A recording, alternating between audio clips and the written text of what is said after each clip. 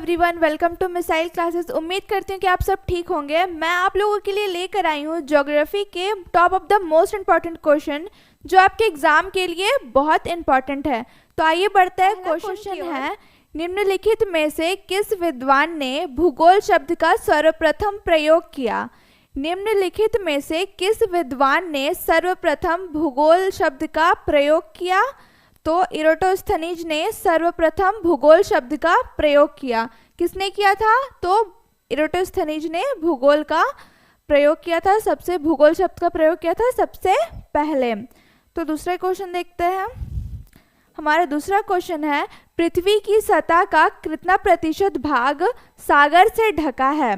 पृथ्वी की सतह का कितना प्रतिशत भाग सागर से ढका है? तो 71% भाग सागर से ढका हुआ है। पृथ्वी की सतह का कितना प्रतिशत भाग सागर से ढका हुआ है? तो 71% भाग सागर से ढका हुआ है। आइए देखते हैं अगला क्वेश्चन। हमारा क्वेश्चन नंबर 3 है, भारत का कुल भौगोलिक क्षेत्रफल क्या है? भारत का कुल भौगोलिक क्षेत्रफल क्या है? तो 32,87,263 वर्ग किलोमीटर। हमारा क्वेश्चन नंबर 4 है, निम्नलिखित में से कौन सा पर्वत भारत में युवा विलय पर्वत श्रृंखला है? निम्नलिखित में से कौन सा पर्वत भारत में युवा विलय पर्वत श्रृंखला है? तो इसका राइट आंसर हो जाएगा हिमालय, यानी कि ऑप्शन नंबर ए इसका राइट आंसर हो जाएगा, हिमालय। निम्न में से कौन सा पर्वत भारत में युवा विलय पर्वत श्रृंखला है? तो हिमालय है। कौन सा है? हिमालय। तो आइए बढ़ते हैं अगले क्वेश्चन की ओर। हमारा क्वेश्चन नंबर 5 है, निम्नलिखित में से अरावली पर्वत की सबसे ऊंची चोटी कौन सी है? निम्नलिखित में से अरावली पर्वत की सबसे ऊंची चोटी कौन सी है? तो अरावली की सबसे ऊंची चोटी है गुरु शिखर, यानी कि ऑप्शन नंबर सी इसका राइट आंसर हो जाएगा। निम्नलिखित में से अरावली पर्वत की सबसे ऊंची चोटी कौन सी है? तो गुरु शिखर इसका सही उत्तर हो जाएगा। बंगाल की खाड़ी में कौन सी द्वीप समूह स्थित है? बंगाल की खाड़ी में कौन सी द्वीप समूह स्थित है? तो बंगाल की खाड़ी में है अंडमान और निकोबार। अंडमान और निकोबार द्वीप समूह स्थित है। आइए बढ़ते अगले क्वेश्चन की ओर। हमारा क्वेश्चन नंबर 7 है, निम्नलिखित में से कौन सी नदी अमरकंटक से निकलती है? निम्नलिखित में से कौन सी नदी अमरकंटक से निकलती है? तो अमरकंटक से कौन निकलती है? तो नर्मदा नदी निकलती है। कौन निकलती है? नर्मदा नदी निकलती है, यानी कि ऑप्शन नंबर ए इसका राइट आंसर हो जाएगा। आइए अगला क्वेश्चन देखते हैं। हमारा क्वेश्चन नंबर 8 है, निम्नलिखित में से कौन सी नदी को बिहार का शोक कहा जाता है? बिहार का शोक किस नदी को कहा जाता है? बिहार का शोक किस नदी को कहा जाता है? तो कोशी नदी को कहा जाता है, यानी कि ऑप्शन नंबर बी इसका राइट आंसर हो जाएगा। बिहार का शोक किसे कहा जाता है? तो कोशी नदी को कहा जाता है बिहार का शोक। हमारा क्वेश्चन नंबर 9 है, मृदा का सर्वाधिक व्यापक और सर्वाधिक उपजाऊ प्रकार कौन सा है? मृदा का सर्वाधिक व्यापक और सर्वाधिक उपजाऊ प्रकार कौन सा है? तो ये हो जाएगा इसका राइट आंसर जलोढ़ मृदा। इसका राइट आंसर हो जाएगा जलोढ़ मृदा, यानी कि ऑप्शन नंबर ए इसका राइट आंसर हो जाएगा। मृदा का सर्वाधिक व्यापक और सर्वाधिक उपजाऊ प्रकार कौन सा है? तो है जलोढ़ मृदा, यानी कि ऑप्शन नंबर ए इसका राइट आंसर हो जाएगा। आइए बढ़ते अगले क्वेश्चन की ओर। हमारा क्वेश्चन नंबर 10 है, निम्नलिखित में से कौन सा देश क्षेत्रफल में भारत से बड़ा है? निम्नलिखित में से कौन सा देश क्षेत्रफल में भारत से बड़ा है? तो आपको ऑप्शन के अकॉर्डिंग इसका आंसर चूज करना है। तो ऑप्शन नंबर ए इसका राइट आंसर हो जाएगा, यानी कि चीन जो है वो क्षेत्रफल में भारत से बड़ा है क्वेश्चन के अकॉर्डिंग। आइए अगला क्वेश्चन को देखते हैं। पृथ्वी की सबसे ऊपरी परत है। पृथ्वी की सबसे ऊपरी परत है, तो पृथ्वी का सबसे ऊपरी परत है भूपृष्ठ, यानी कि ऑप्शन नंबर ए इसका सही आंसर हो जाएगा। भूपृष्ठ क्या है? भूपृष्ठ पृथ्वी की सबसे ऊपरी परत है भूपृष्ठ। आइए बढ़ते हैं अगले क्वेश्चन की ओर। हमारा क्वेश्चन नंबर 12 है भारतीय महामरुस्थल को किस अन्य नाम से जाना जाता है? भारतीय महामरुस्थल को किस अन्य नाम से जाना जाता है? तो इसका राइट आंसर हो जाएगा ऑप्शन नंबर बी, थार मरुस्थल के नाम से जाना जाता है। किस नाम से जाना जाता है? तो थार मरुस्थल के नाम से जाना जाता है। आइए बढ़ते अगले क्वेश्चन की ओर। हमारा क्वेश्चन नंबर 13 है पृथ्वी पर जीवन निम्नलिखित में से लगभग कितने वर्ष पहले आरंभ हुआ? पृथ्वी पर जीवन निम्नलिखित में से लगभग कितने वर्ष पहले आरंभ हुआ? तो पृथ्वी पर जीवन कब आरंभ हुआ, ये हमसे प्रश्न पूछा गया है। तो 13.7 बिलियन वर्ष पहले।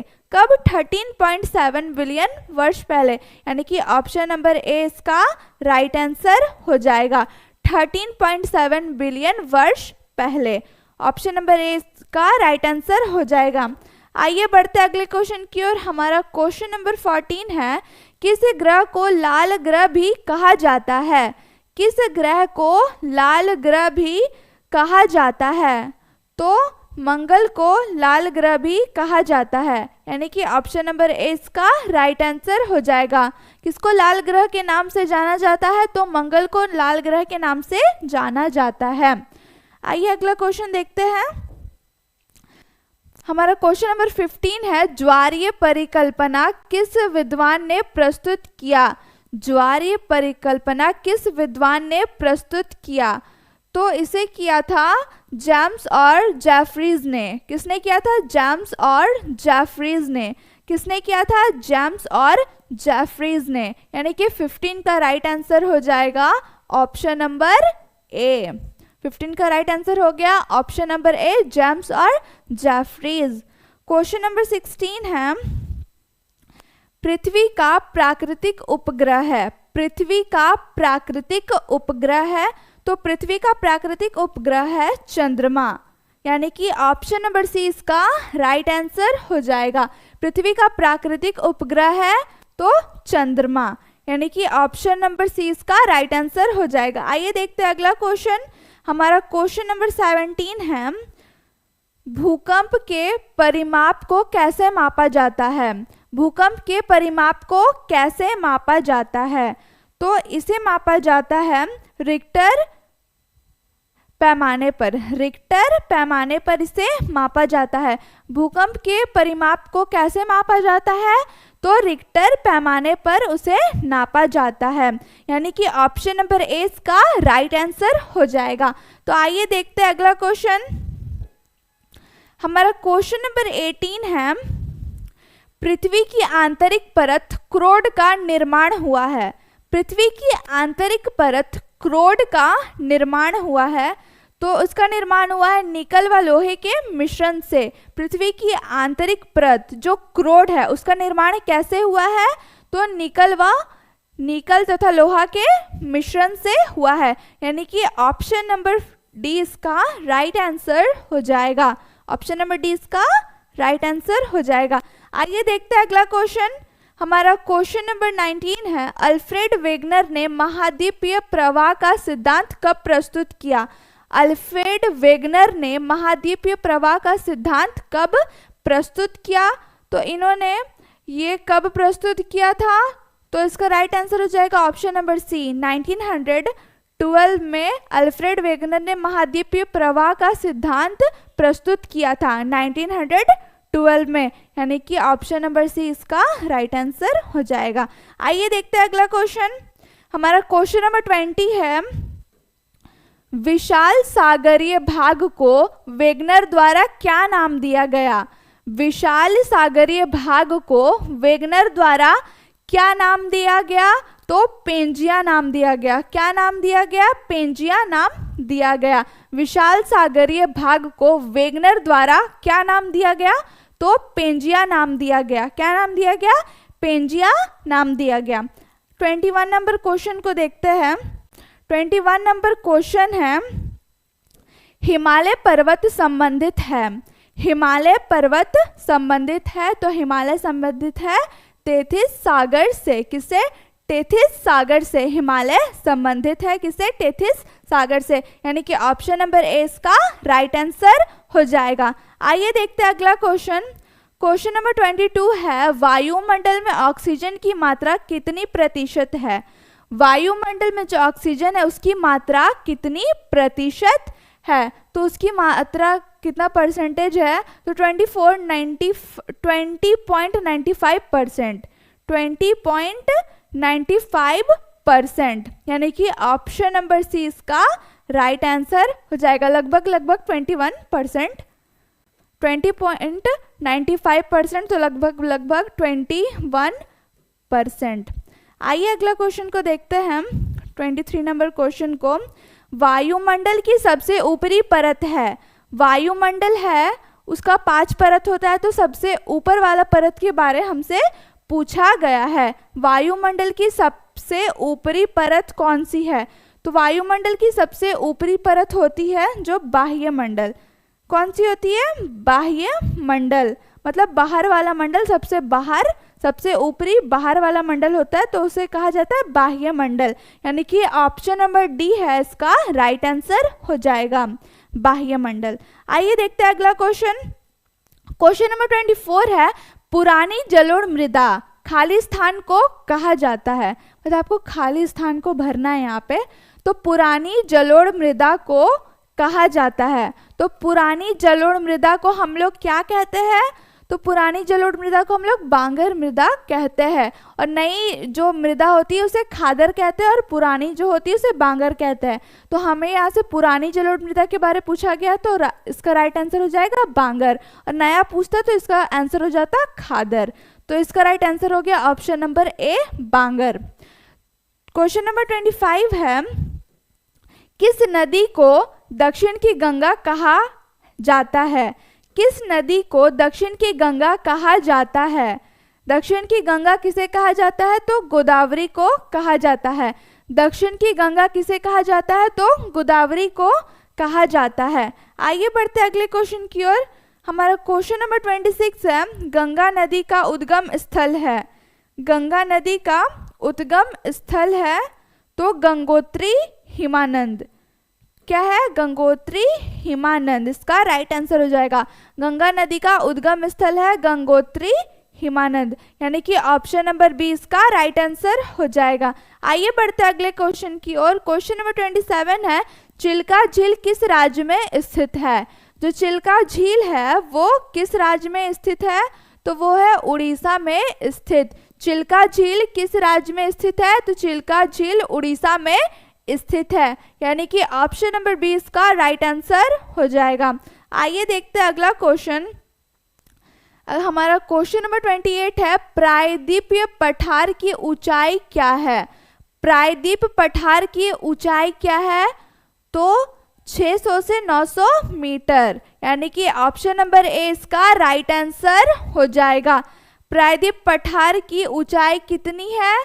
तो 600 से 900 मीटर है। कितनी है? 600 से 900 मीटर, यानी कि ऑप्शन नंबर ए इसका राइट आंसर हो जाएगा। आइए बढ़ते हैं अगले क्वेश्चन की ओर।